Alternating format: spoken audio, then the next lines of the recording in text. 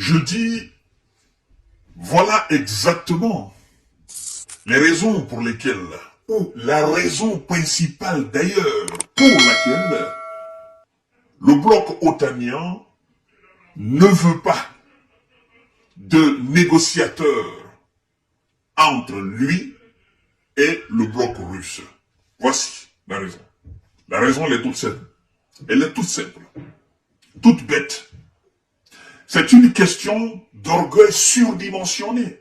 C'est une question de supériorité, de complexe de supériorité. Oui. Mais, fort malheureusement, ils finiront par accepter de se soumettre. Vous savez, tout dernièrement, il y a eu un contact entre le ministre des Armées françaises, M. Sébastien Lecornu, et son homologue russe, M. Sergueï Chouikou. Il a été question de parler d'un certain nombre de sujets. Et par rapport à cela, des experts se sont prononcés par rapport, n'est-ce pas, à ce contact, et ont eu une vision beaucoup plus large par rapport à ce contact-là. Vous comprenez, mesdames et messieurs? Je vous ai dit dans mon live moi-même que c'était un premier contact et que le but était de pouvoir éventuellement négocier avec la Russie. Mais ce n'était qu'un premier pas. Et alors, cet expert nous dit quoi, mesdames et messieurs? Il nous dit tout simplement que la Russie, non, l'OTAN, le bloc otanien a toutes les clés sous sa main pour mettre fin à cette mascarade en Ukraine. Et l'expert, le commentateur, ne se trompe pas. Chères dames, chers messieurs, chères demoiselles, partagez la vidéo dans tous les groupes possibles, abonnez-vous sur cette page et activez la cloche de notification pour ne plus rater mes vidéos. Nous entrons dans le vif du sujet, c'est très important, mesdames et messieurs. Il nous dit quoi, ceci? L'Occident a toutes les clés pour en finir avec le conflit ukrainien, indique M. Laurent Braillard, historien et reporter de guerre français, dans son commentaire sur la reprise des contacts entre les ministres français et russes de la Défense. Cependant, qu'est-ce qu'il nous dit? Écoutez très bien. C'est l'une des parties les plus intéressantes et plus importantes de son commentaire. Partagez la vidéo. Il dit ceci. Cependant, plus les succès russes sont importants, plus évidemment les négociations seront difficiles pour les Occidentaux, estime-t-il. Plus les succès russes sont importants sur le terrain, plus les négociations seront très très difficiles pour les Occidentaux. Il continue son commentaire. Mesdames et messieurs, partagez la vidéo dans tous les groupes possibles. C'est le moment de faire de bonnes analyses. C'est le moment de dire la vérité. C'est le moment de sortir de son silence et de dire exactement ce qui doit être fait et ce qui retient le bloc occidental. Monsieur Laurent Braillard continue en disant ceci.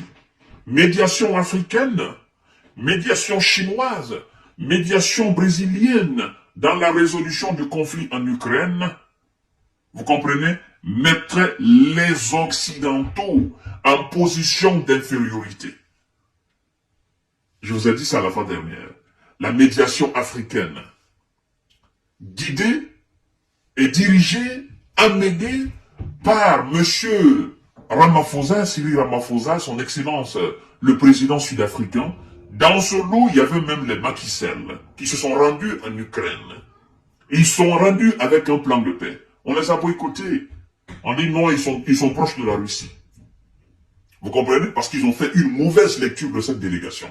À la tête, M. Cyril Ramaphosa, qui est aussi un membre de BRICS. Mais cette fois-ci, ils étaient partis dans le cadre de la délégation africaine. Vous comprenez?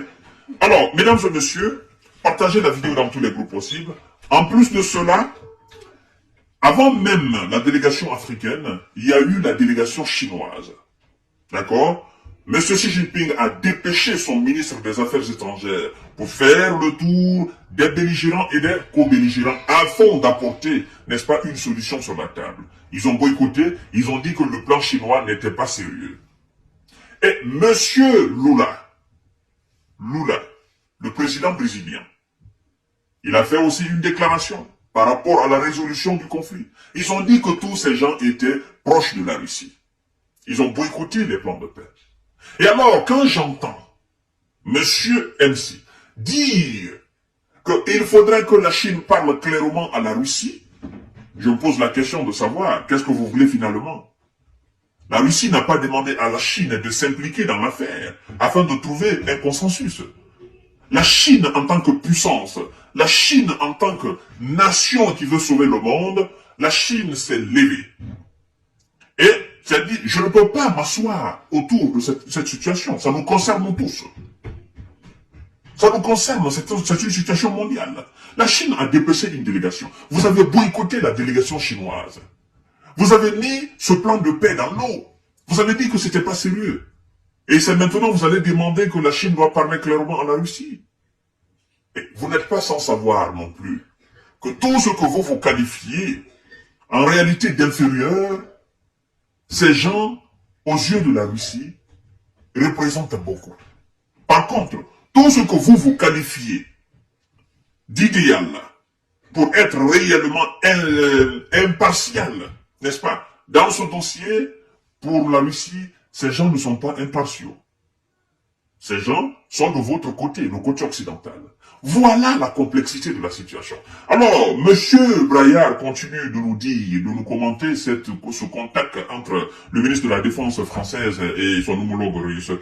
Parlant de la médiation, il dit la médiation africaine, chinoise ou brésilienne, dans la résolution du conflit en Ukraine, mettrait les Occidentaux en opposition, en position d'infériorité. Juge M. Braillard.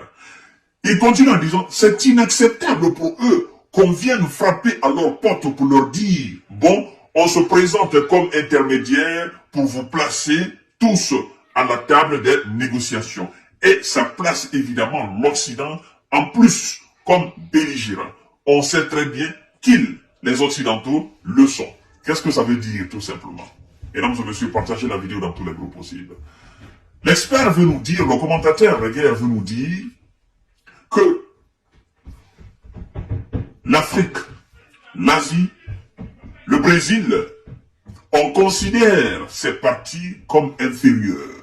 Donc ces partis ne sont pas assez grands pour amener l'Occident et la Russie autour de la table. Donc, eux se considèrent supérieurs, n'est-ce pas, qu'à ces gens-là. Parce que pour eux, s'il y a problème dans ces pays, des guerres, des conflits, eux, ils doivent aller, ils sont les mieux placés pour aller régler les conflits entre ces gens. Mais personne n'est mieux placé pour venir régler des conflits entre eux, autres puissances. C'est ce que ça veut dire. Donc, il y a ce complexe de supériorité, au fait. Il y a cet ego surdimensionné de leur côté. Vous comprenez? Et alors, en acceptant aussi la médiation de ces gens entre le bloc occidental et les Russes, automatiquement, ils seront considérés, même si nous autres, nous savons qu'ils ne sont pas des co-belligérants, ils sont plutôt des belligérants, mais ils seront officiellement des belligérants. Et c'est ce qu'ils évitent. Pourtant, ils le sont. C'est pourquoi le monsieur dit, ben, nous le savons, ils le sont, ils sont des belligérants. Ils ne sont plus dans le cadre de co-belligérants. Vous voyez? Donc, c'est ce problème qui fait que les Occidentaux ne veulent réellement pas aller autour de la table avec M. Vladimir Poutine. Ils veulent que ça soit leur fa-fa entre eux et la Russie. Vous comprenez? Mais qui va faire le premier pas? Est-ce que cet appel initié par la France est un premier pas? Est un grand signe de négociation? Je dirais non. Parce que ce qui a été dit ce jour-là, et le commentaire qui a été fait par après, n'est-ce pas, du département alors de la défense française, parce qu'ils ont dit que cet appel téléphonique a été instrumentalisé par la Russie, que la partie russe a tenu un certain nombre de choses qui ne sont pas réelles, ils n'ont pas dit cela au coup de téléphone. Voilà. Donc, au lieu d'aller mollo, eux-mêmes, ils créent une situation de négociation, ils emboîtent aussi le pas. Vous comprenez? Alors, on se pose la question, au final, qu'est-ce qu'ils veulent? Ils parlent de négociation, ils ne sont pas dans le sérieux pour négocier, et ceux qui sont censés aujourd'hui, des gens impartiaux qui sont censés les ramener autour de la table, ils qualifient ces gens-là comme des papiers toilettes. Vous voyez le véritable problème de la négociation. Et Dans tout ça, qui est-ce qui perd? C'est l'Ukraine. Parce que tout se passe actuellement sur le terrain en Ukraine. Qui est-ce qui perd en hommes? C'est l'Ukraine. Qui est-ce qui perd en territoire? C'est l'Ukraine. Qui a ces populations déversées dans ces pays occidentaux? C'est l'Ukraine, naturellement. Alors, le moment viendra où les responsables ukrainiens vont eux-mêmes appeler les Russes pour dire « nous allons négocier ». Ils ne feront même pas référence à ce qu'ils appellent leurs alliés. Parce que ces soi-disant alliés ont montré leurs limites. Ils ont montré leur impuissance. Ils sont faibles face à la Russie. Et c'est le constat que le monde entier fait.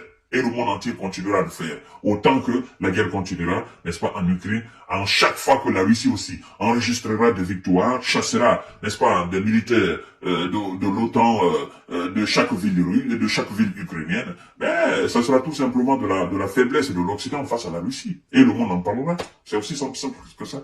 Partagez la vidéo dans tous les groupes possibles. À tout à l'heure pour notre série d'informations de décortiquage. Merci beaucoup et bonne soirée.